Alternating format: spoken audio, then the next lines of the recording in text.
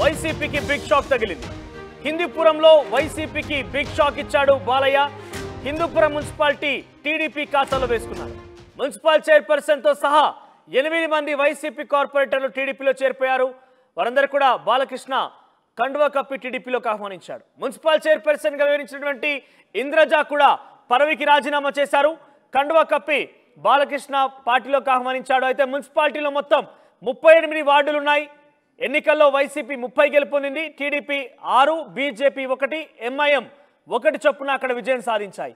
అయితే అసెంబ్లీ ఎన్నికలకు ముందే వైసీపీ నుంచి 2 కౌన్సిలర్లు కూడా టీడీపీలోకి చేరిపోయారు. ఇక బీజేపీ ఎంఐఎం కౌన్సిలర్ కూడా టీడీపీలోకి జంప్ అయ్యారు. అయితే టీడీపీకి మరో వైసీపీ కౌన్సిలర్ మద్దతు ఇచ్చాడు. దీంతో 20కి చేరింది టీడీపీ బలం.